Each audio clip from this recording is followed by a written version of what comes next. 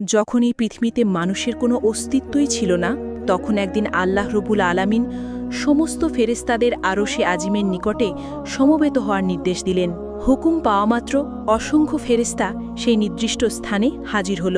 তখন আল্লাহ তাআলা তাদের উদ্দেশ্যে বললেন, আমি পৃথিবীতে আমার একজন প্রতিনিধি প্রেরণ করতে চাই।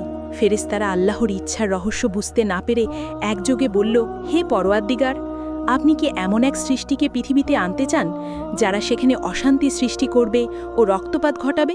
অথচ আমরাই তো সর্বক্ষণ আপনার তসবিহ ও এবাদতে ব্যস্ত রয়েছি। তবে নতুন খলিফা বানানোর প্রয়োজন কি? তাদের কথা শেষ হলে আল্লাহ রব্বুল আলামিন বললেন, হে আমার ফেরেশতাগণ, আমি যা জানি তোমরা তা জানো না। মানুষ কেমন হবে, কে আমার আনুগত্য করবে আর কে অবাধ্য হবে, সে বিষয়ে আমি তোমাদের চেয়ে অধিক অবগত। তবে জেনে রাখো, আমি তোমাদের মতামত চাইনি, শুধু জানিয়ে রাখলাম মাত্র। আল্লাহ রব্বুল আলামিনের বক্তব্য শুনেই ফেরেশতারা নিজেদের ভুল উপলব্ধি করল এবং আল্লাহ রব্বুল আলামিনের দরবারে ক্ষমা প্রার্থনা করল। এরপর আল্লাহ তাআলা তার 4 জন মহান ফেরেশতাকে ডাকলেন, হযরত জিব্রাইল, মিকাইল, ইসরাফিল ও আজরাইল আলাইহিসসালাম। আল্লাহ রব্বুল আলামিনের হুকুম পাওয়ামাত্র তারা নির্দিষ্ট স্থানে এসে উপস্থিত হলেন। আল্লাহ প্রথমে হযরত জিব্রাইল আলাইহিসসালামকে আদেশ দিলেন, হে জিব্রাইল, তুমি পৃথিবীতে যাও এবং সেখান থেকে এক মুঠো মাটি নিয়ে এসো, যে মাটি দিয়ে আমি আমার খলিফাকে সৃষ্টি করব। হযরত জিব্রাইল আলাইহিসসালাম পৃথিবীতে এসে জমিন থেকে মাটি নিতে উদ্যত হলে মাটি আর্তনাদ করে বলল, হে জিব্রাইল, তুমি আমাকে কোথায় নিয়ে যাচ্ছ? তিনি বললেন, আমি তোমাকে আল্লাহর কাছে নিয়ে যাচ্ছি। আল্লাহ রব্বুল আলামিন মাটি দিয়ে এমন একটি মাখলুক সৃষ্টি করবেন যারা এই পৃথিবীতে আল্লাহর প্রতিনিধি হবে। কিন্তু মাটি তখন কাঁদতে কাঁদতে বলল, ভাই জিব্রাইল, তুমি আমাকে নিও না, আমাকে রেখে দাও, কারণ আমাকে দিয়ে আল্লাহ তাআলা যাদের সৃষ্টি করবেন তারা আল্লাহ তাআলার নাফরমানিতে লিপ্ত হবে, যার কারণে আল্লাহ রব্বুল আলামিন তাদেরকে শাস্তি ভোগ করাবেন। অথচ আমি যদি তাদের শরীরে থাকি তাহলে সে আযাব আমাকেই ভোগ করতে হবে। অথচ আল্লাহ রব্বুল আলামিনের আযাব ভোগ করার মতো শক্তি এবং সাহস কোনোটাই আমার মধ্যে নেই। অতএব তুমি এই বিষয়ে আল্লাহ তাআলার নিকট আমার পক্ষ থেকে ক্ষমা প্রার্থনা করবে। মাটির এই আর্তনাদ শুনে জিব্রাইল আলাইহিসসালাম খালি হাতে আল্লাহর দরবারে ফিরে গেলেন এবং আল্লাহ তাআলার নিকট গিয়ে মাটির আর্তনাদ ও তার অক্ষমতা প্রকাশ করলেন। এরপর আল্লাহ তাআলা হযরত মিকাইল আলাইহিসসালামকে পৃথিবীতে প্রেরণ করলেন এবং বললেন, হে মিকাইল, তুমি আমার প্রতিনিধি তৈরি করার জন্য যে মাটির প্রয়োজন, পৃথিবী থেকে সেই মাটি তুলে নিয়ে এসো। হযরত মিকাইল আলাইহিসসালাম পৃথিবীতে আসার পর মাটির আর্তনাদ ও কাকুতি মিনতির কারণে তিনিও খালি হাতে আল্লাহ তাআলার দরবারে ফিরে আসেন। এভাবে হযরত ইসরাফিল আলাইহিসসালামও তিনিও ফেরত গেলেন। এভাবে করে 3 জন ফেরেশতা খালি হাতে ফেরত গেলেন। অবশেষে আল্লাহ রব্বুল আলামিন হযরত আজরাইলকে পৃথিবীতে প্রেরণ করলেন। হযরত আজরাইল আলাইহিসসালাম পৃথিবীতে আসার পর মাটি যখন হযরত আজরাইল আলাইহিসসালামকে কাকুতি মিনতি করে বলা শুরু করল, তার কথার জবাবে হযরত আজরাইল আলাইহিসসালাম বললেন, হে মাটি, আমি তোমার কথায় কখনোই ফেরত যাব না, কেননা আল্লাহ তো আমাকে হুকুম করেছেন আর আমি আল্লাহ তাআলার আদেশ অবশ্যই পালন করব। এই কথা বলে তিনি পৃথিবী থেকে মাটি উত্তোলন করলেন এবং আল্লাহ তাআলার দরবারে ফিরে গেলেন। আল্লাহ তাকে সন্তুষ্ট মনে বললেন, হে আজরাইল, তুমি যেহেতু আমার হুকুম পালন করেছ, তাই আমি তোমাকে একটি বিশেষ দায়িত্ব দিচ্ছি, মানবজাতির রূহ কবজ করার দায়িত্ব। আজরাইল আলাইহিসসালাম বললেন, হে আল্লাহ, আমি যদি মানুষের জান কবজ করি তাহলে তার পরিবারের লোক আমাকে দোষারোপ করবে। আল্লাহ উত্তরে বললেন, তুমি চিন্তা করো না, আমি প্রতিটি মৃত্যুর জন্য আলাদা কারণ সৃষ্টি করব। কেউ অসুস্থতায় মরবে, কেউ দুর্ঘটনায়, কেউ বার্ধক্যের ফলে মারা যাবে, মানুষ তোমাকে দোষ দেবে না। তখন হযরত আজরাইল আলাইহিসসালাম আল্লাহ তাআলার কথায় আশ্বস্ত হলেন। এরপর ফেরেশতারা আল্লাহ তাআলার নির্দেশে মক্কার নিকটবর্তী এক পাহাড়ের উপর সেই মাটি রেখে দিলেন। সেই মাটির অংশ বৃষ্টিতে ভিজল এবং রোদে শুকালো। এভাবে কয়েক বছর অতিবাহিত হওয়ার পর আল্লাহ তাআলার কুদরতি কারিশমায় হযরত আদম আলাইহিসসালামের দেহের আকৃতি গঠিত হল।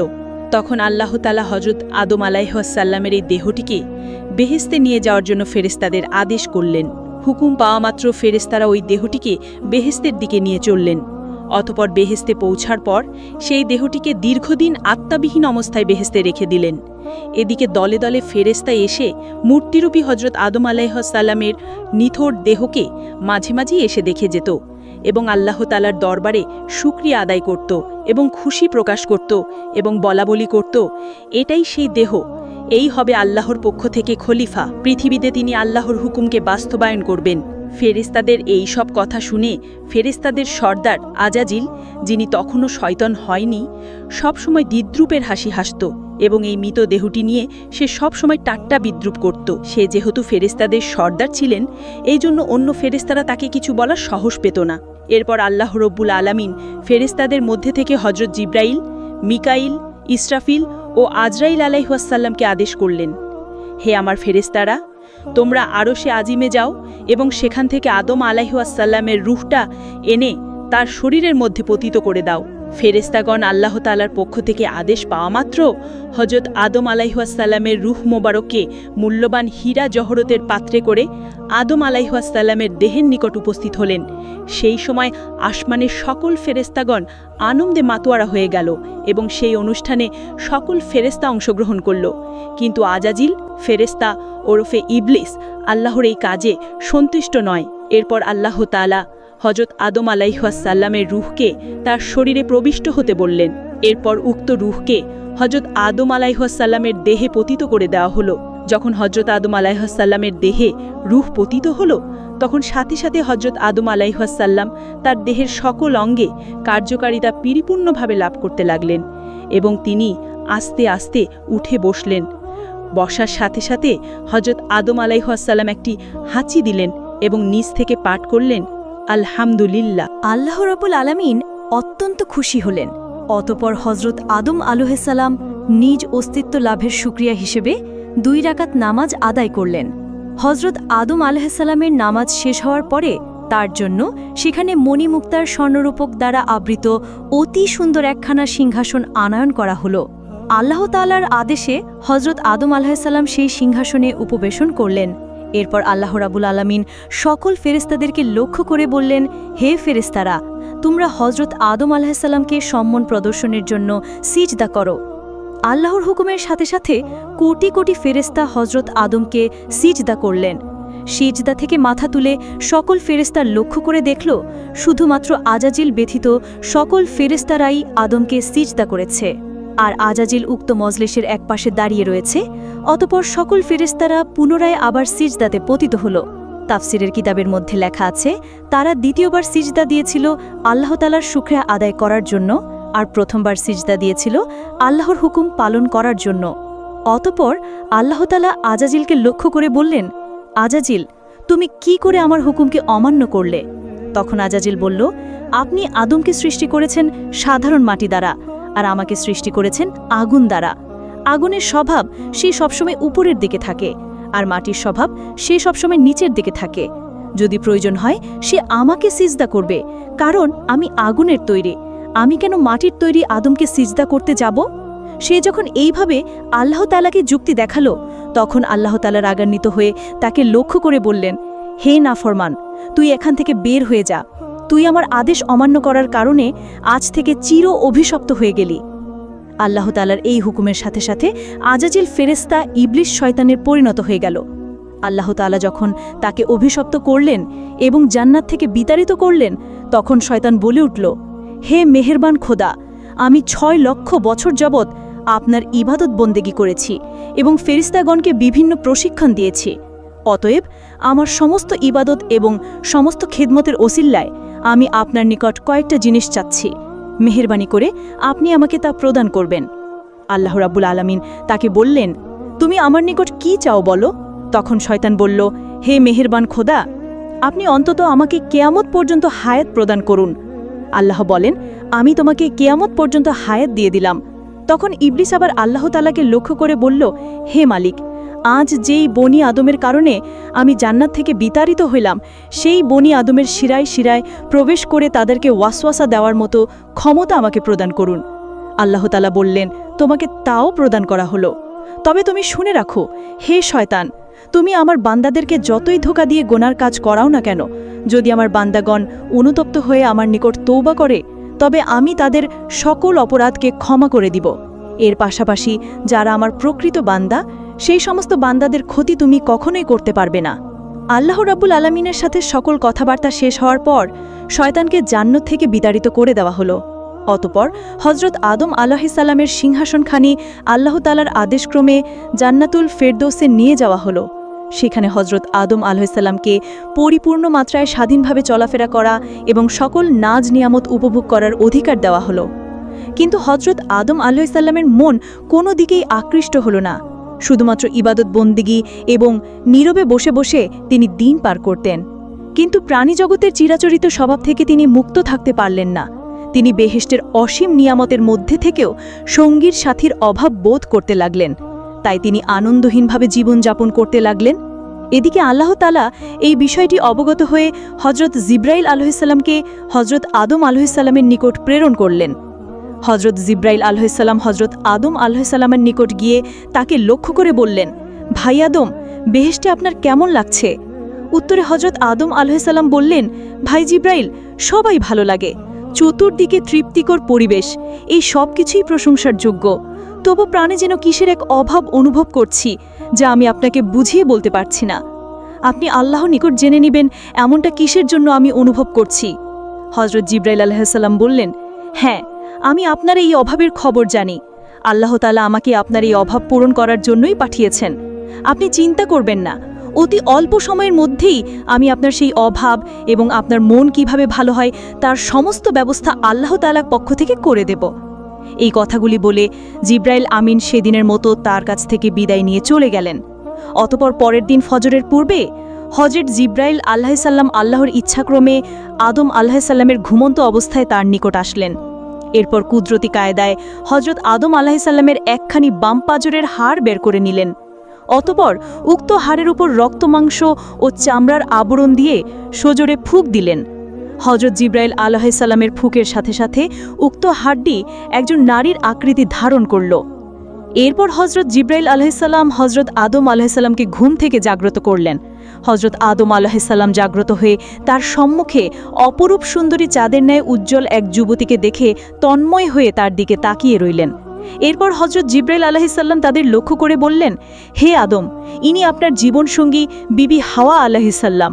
হজরত আদম আলাইহিসসালাম এমন কথা শুনে অত্যন্ত আনন্দিত হলেন। তার প্রাণের মধ্যে যে অতৃপ্তি ছিল নিমিষের মধ্যেই তা দ্রবীভূত হয়ে গেল। হৃদয়ের মাঝে তার আনন্দ ছড়িয়ে পড়তে লাগল। তিনি এত আনন্দিত হয়েছিলেন যা বর্ণনা করে কোনোদিন বোঝানো সম্ভব নয়। তাফসিরের কিতাবের মধ্যে এসেছে, পৃথিবীতে আল্লাহ তাআলা যে কয়েকজন নারীকে সবচাইতে বেশি সৌন্দর্য দান করেছেন, এদের মধ্যে হজরত হাওয়া আলাইহিসসালাম ছিলেন অন্যতম। হজরত আদম আলাইহিসসালাম দীর্ঘ সময় বিবি হাওয়ার দিকে তাকিয়ে থেকে তার নিকটবর্তী হওয়ার উদ্দেশ্যে সম্মুখে অগ্রসর হলেন। তখন হজরত জিব্রাইল আলাইহিসসালাম বাধা দিয়ে বললেন, তাকে বিবাহ বন্ধনে আবদ্ধ করার পূর্বে তার নিকটবর্তী হওয়া আপনার জন্য জায়েজ নয়। অতএব সর্বপ্রথম আল্লাহ তাআলার দরবারে বিবাহের জন্য আবেদন করুন। হজরত আদম আলাইহিসসালাম জিব্রাইল আলাইহিসসালাম দেখানো পদ্ধতিতে হজরত হাওয়া আলাইহিসসালামকে বিয়ে করার জন্য আল্লাহ তাআলার দরবারে ফরিয়াদ করলেন। আল্লাহ তাআলা হজরত আদম আলাইহিসসালামের আবেদনের প্রেক্ষিতে তাদের বিবাহের পরিপূর্ণ সিদ্ধান্ত নিলেন। আল্লাহ তাআলা আদমকে লক্ষ্য করে বললেন, হে আদম, আমি আপনাকে হাওয়া আলাইহিসসালামের সাথে বিবাহ বন্ধনে আবদ্ধ করে দিলাম, কিন্তু এখন আপনি আপনার বিবাহের মোহরা আদায় করুন। হজরত আদম আলাইহিসসালাম আল্লাহ তাআলাকে বললেন, হে আল্লাহ, এই বিবাহের মোহরা এইটা আবার কি জিনিস? তখন আল্লাহ তাআলা বললেন, হে আদম, আপনার বিবাহের মোহর হচ্ছে আমার প্রিয় হাবিব হজরত মোহাম্মদ সাল্লাল্লাহু আলাইহি ওয়াসাল্লামের উপর আপনি কয়েকবার দুরূদ পাঠ করুন। অতঃপর হজরত আদম আলাইহি ওয়াসাল্লাম রাসূলে পাক সাল্লাল্লাহু আলাইহি ওয়াসাল্লামের উপর কয়েকবার দুরূদ শরীফ পাঠ করলেন। আর এর মাধ্যমে আদম ও হাওয়া আলাইহিসসালামের বিবাহের কাজ সম্পূর্ণ হয়ে গেল। বিবাহের কাজ সম্পূর্ণ হওয়ার পর আল্লাহ তাআলা হজরত আদম ও হাওয়া আলাইহিসসালামকে পরম আনন্দের সাথে বেহেশতে বসবাসের সুযোগ করে দিলেন। এর পাশাপাশি আল্লাহ তাআলা তাদেরকে লক্ষ্য করে বললেন, হে আদম, তোমরা মনোযোগ সহকারে শুনে রাখো, জান্নাতের সকল নাজ নিয়ামত তোমরা গ্রহণ করবে, কিন্তু এই যে গাছ রয়েছে এই গাছটির নিকট তোমরা গমন করবে না এবং তার ফল তোমরা ভক্ষণ করবে না। তাফসিরের কিতাবের মধ্যে ওই গাছটির নাম উল্লেখ করা হয়েছে, আর তা ছিল গন্ধম নামক গাছ। এরপর হজরত আদম আলাইহিস সালাম ও বিবি হাওয়া আলাইহিস সালাম অতীব আনন্দে আরাম আয়েশের সাথে বেহেশতে বসবাস করতে লাগলেন। এদিকে শয়তানকে আল্লাহ তাআলা বেহেশতের বাইরে বসবাসের নির্দেশ দেন। সেখানে বসে হযরত আদম ও হাওয়া আলাইহিওয়াসাল্লামের সর্বনাশের চিন্তায় দিনরাত ফিকির করতে থাকে। বেহেশতে থাকাকালীন সময় সে যে সকল দোয়া ও দুরুদ পাঠ করে কঠিন কঠিন কাজ আয়ত্ত করত, সেই সমস্ত দোয়া সে পাঠ করল। এক সময় সে ইসমে আজম পড়া শুরু করল। ইসমে আজমের উসিলায় সে জান্নাতের গেটের নিকটবর্তী স্থানে পৌঁছে গেল। অতঃপর সে আস্তে আস্তে জান্নাতের গেটের দিকে অগ্রসর হল। এরপর সে লক্ষ্য করে দেখল যে জান্নাতের প্রাচীরের উপর একটি ময়ূরের বসা রয়েছে। ময়ূর শয়তানকে দেখে চিনতে পারল না। সে জিজ্ঞাসা করল, তুমি কে? তখন ইবলিস উত্তর দিল, আমি একজন ফেরেশতা। ময়ূর আবার জিজ্ঞাসা করল, তুমি এখানে কি চাও? শয়তান বলল, আমি বেহেশতের মধ্যে প্রবেশ করতে চাই। ময়ূর তখন বলল, হযরত আদম আলাইহিওয়াসাল্লাম সেখানে থাকাকালীন সময়ে সেখানে কারও প্রবেশের অনুমতি নাই। এই কথা শুনে শয়তান বলল, ভাই ময়ূর, তুমি আমাকে দয়া করো। এর প্রতিদান স্বরূপ আমি তোমাকে এমন এমন দোয়া শিখিয়ে দিব যা পাঠ করলে তুমি কোনোদিন বৃদ্ধ হবে না। দ্বিতীয়ত, কোনোদিন তোমাকে মৃত্যু স্পর্শ করবে না। তুমি কিয়ামত পর্যন্ত জীবিত থাকতে পারবে এবং বেহেশতের সকল নাচ নেয়ামত ভোগ করতে পারবে। বেহেশত থেকে কোনোদিন তোমাকে বের হতে হবে না। এই কথাগুলো বলেই শয়তান ইসমে আজম পড়া করল। তার মধুর সুরে ইসমে আজম পড়া শুনে ময়ূরের মন নরম হয়ে গেল এবং সে তাকে বেহেশতের দরজায় নিয়ে হাজির হল। আর সেখানেই প্রহরী হিসেবে ছিল বিশাল এক সাপ। সাপ শকে সব ঘটনা খুলে বলল। সাপ ও ময়ূরের কথাগুলো শুনল এবং শয়তানকে জিজ্ঞেস করল, তুমি কে? শয়তান পূর্বের ন্যায় উত্তর দিল, আমি একজন ফেরেশতা। আমি আর আরশে আজিমের নিচে বসবাস করতাম। সেখানে বসে আমি এমন এক ইসমে আজম শিখেছি যা পাঠ করলে সকল উদ্দেশ্যই সাধিত হয়ে যায়। সাপ তখন বলল, দোয়াটি আমাকে শিখিয়ে দাও। শয়তান বলল, হ্যাঁ, তোমাকে আমি শিখিয়ে দেব, তবে একটি শর্ত রয়েছে। আর সেই শর্তটি হলো, তুমি বেহেশতের মধ্যে আমাকে প্রবেশ করানোর সুযোগ করে দাও। এই কথা শুনে সাপ বলল, হযরত আদম আলাইহিওয়াসাল্লাম বেহেশতে থাকাকালীন অবস্থায় কাউকে বেহেশতের মধ্যে প্রবেশ করানোর অনুমতি আমাকে দেওয়া হয়নি। অতএব এটা আমার পক্ষে সম্ভব নয়। এই কথা শুনে শয়তান বলল, তুমি যদি রাজি থাকো তাহলে আমি তোমার মুখে প্রবেশ করে জান্নাত ঘুরে দেখে আসব। এতে করে আল্লাহ তাআলার হুকুম তোমার দ্বারা লঙ্ঘন করা হবে না। তার এই যুক্তিটি সাপের খুবই পছন্দ হলো, যার কারণে সে রাজি হয়ে বড্ড করে হাঁ করল। হাঁ করার সাথে সাথে শয়তান তার মুখের ভেতর প্রবেশ করল। এরপর শয়তান সাপকে লক্ষ্য করে বলল, হে সাপ, তুমি আমাকে বিবি হাওয়ার কাছে নিয়ে চলো। হুকুম পাওয়া মাত্রই সাপ শয়তানকে মুখে নিয়ে বিবি হাওয়া আলাইহিওয়াসাল্লামের কাছে গিয়ে পৌঁছাল। শয়তান তখন জোরে সুরে চিৎকার দিয়ে কাঁদতে আরম্ভ করল। সাপের মুখ থেকে কান্নার শব্দ শুনে বেহেশতের সকল হুরগেলমেন তার কাছে সমবেত হল। এমনকি বিবি হাওয়া আলাইহিওয়াসাল্লামও সেখানে এসে উপস্থিত হল। এরপর হযরত বিবি হাওয়া আলাইহিওয়াসাল্লাম তার এই রূপ ক্রন্দনের কথা জিজ্ঞাসা করলেন, যার উত্তরে সে বলল, আমি তোমাদের পরিণামের কথা ভেবেই কান্না করছি। আল্লাহ তাআলা তোমাকে ও তোমার স্বামী আদম আলাইহিওয়াসাল্লামকে খুব শীঘ্রই পৃথিবী নামক জমিনে পাঠিয়ে দেবেন। এই কথা আরশে আজিমে লিপিবদ্ধ রয়েছে। আমি তা দেখেছি। এর জন্য আমি তোমাদের কথা চিন্তা করে কান্নাকাটি করে যাচ্ছি। বিবি হাওয়া তখন শয়তানকে লক্ষ্য করে বললেন, তোমার কথা যে সত্য তা আমি কিভাবে যাচাই করব? শয়তান বলল, আমি আল্লাহর নামে শপথ করে বলছি, আমার কথা যদি বিন্দুমাত্র মিথ্যা হয় তাহলে যেন আল্লাহ তাআলা ও সকল ফেরেশতার লানত আমার উপর পতিত হয়। শয়তানের এমন কথায় হযরত হাওয়া আলাইহিওয়াসাল্লামের মন নরম হয়ে গেল। তাই সে তাকে জিজ্ঞাসা করল, তবে পৃথিবীর এই নির্বাসন থেকে মুক্তির কোনো উপায় আছে কি? যদি এই নির্বাসন থেকে মুক্তির কোনো উপায় থেকে থাকে তাহলে তা তুমি আমার নিকট খুলে বলো। শয়তান তখন বলল, উত্তম একটি পথ রয়েছে, তবে তোমরা তা গ্রহণ করবে না, তা আমি ভালো করেই জানি। তখন হযরত হাওয়া বললেন, আমি অবশ্যই সেই পথকে গ্রহণ করব, আমার নিকট তা খুলে বলো। তখন শয়তান বলল, ওই যে নিষিদ্ধ গাছ রয়েছে, ওই গাছের যদি একটি ফল ভক্ষণ করতে পারো তাহলে তোমরা চিরস্থায়ীভাবেই জান্নাতে বসবাস করতে পারবে। আর যদি তোমরা সেই গাছের ফল ভক্ষণ না পারো তাহলে অচিরেই তোমরা জমিনে নামিয়ে দেওয়া হবে। তোমরা বেহেশত থেকে বিতাড়িত হবে, কেননা আল্লাহ তাআলার সিদ্ধান্ত হচ্ছে তোমাদেরকে জান্নাত থেকে বিতাড়িত করে দেবেন। শয়তানের যুক্তিপূর্ণ বক্তব্যে হযরত হাওয়া আলাইহিওয়াসাল্লামের মন নরম হয়ে গেল, যার কারণে তিনি আস্তে আস্তে গন্ধম নামক গাছের নিকট উপস্থিত হলেন। সেখানে উপস্থিত হয়ে গাছ থেকে একটি ফল ছিঁড়ে অর্ধেক ফল সে আহরণ করলেন। বাকি অর্ধেক হযরত আদম আলাইহিওয়াসাল্লামের জন্য নিয়ে আসলেন। এরপর হযরত আদম আলাইহিওয়াসাল্লামকে বুঝিয়ে শুনিয়ে বাকি অর্ধেক ফল খাওয়ালেন। হজরত আদম আলাইহিওয়াসাল্লাম ও হাওয়া আলাইহিওয়াসাল্লাম গন্ধম নামক ফল ভক্ষণ করার সাথে সাথে তাদের দেহ থেকে জান্নাতের সকল পোশাকগুলো খুলে পড়ে গেল এবং তাদের শরীর থেকে যে মেশকের সুঘ্রাণ বের হতো সে সমস্ত ঘ্রাণ বের হওয়া বন্ধ হয়ে গেল। এই অবস্থাগুলো দেখে হজরত আদম ও হাওয়া নিজেদের ভুল বুঝতে পারলেন এবং অনুতপ্ত হতে লাগলেন। তাদের এই কাজকর্মের কারণে আল্লাহ তাআলা রাগান্বিত হলেন, যার কারণে তিনি ফেরেশতাদেরকে আদেশ করলেন, ফেরেশতাগণ, আদম ও হাওয়াকে জান্নাত থেকে বের করে জমিনে নামিয়ে দাও। আল্লাহ তাআলা হুকুম পাওয়া মাত্র হজরত জিবরাইল আলাইহিওয়াসাল্লাম এবং অন্যান্য ফেরেশতাগণ হজরত আদম আলাইহিওয়াসাল্লাম ও হাওয়া আলাইহিওয়াসাল্লামকে জান্নাত থেকে জমিনে নামিয়ে দিলেন। তো প্রিয় দর্শক, কেমন লাগলো আজকের এই ভিডিওটি? যদি ভালো লাগে তাহলে চ্যানেলটি সাবস্ক্রাইব করেন, আর এই ভিডিওর দ্বিতীয় পর্ব দেখতে চাইলে অবশ্যই কমেন্টে বলুন।